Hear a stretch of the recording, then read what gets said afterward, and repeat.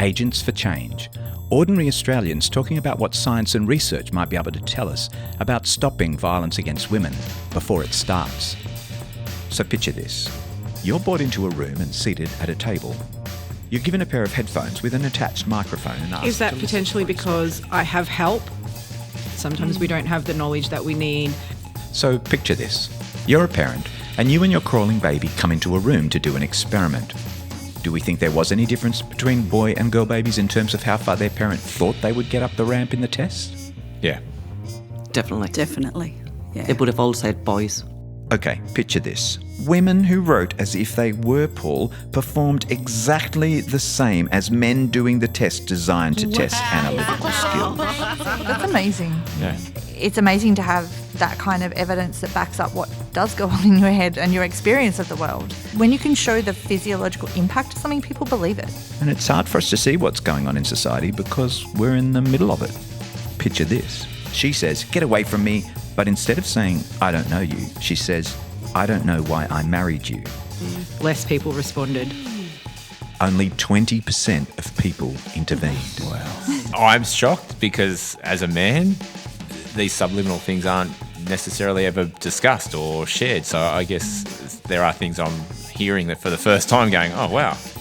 There is still that stigma attached that men should be tough and men should Absolutely. hold everything in and, you know, a grown man shouldn't cry. Getting drugged and then just getting sexually harassed, getting sexually assaulted and all that. Doesn't affect males as much as it does females. So by taking the time to consider this science and research information, we gave ourselves the opportunity to see things a bit differently. I think the research just gives hope. That it can change. That's what it says to me. Because I think these kind of things societally, they don't shift unless it's lived out in front of people. Mm-hmm. I think so. It's less likely to be thought of as political correctness. And curiosity is our greatest gift. If you're going to sit in a space of nothing you say will change my mind, because the truth is what it is and I'm holding on to that, that's okay, but you're not going to be an agent for change in society. We all might like someone who stands up for an idea in a social setting unless that person stands up and points at us in the social setting.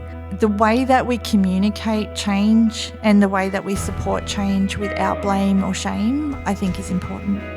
And people will start realising that it's not just them in them situations. So like they'll start making like a stand kind of thing. Like the more that happens, the more people will be like open to change and, you know, kicking that out of like the norm. To listen and find out more, just go to agentsforchange.com.au.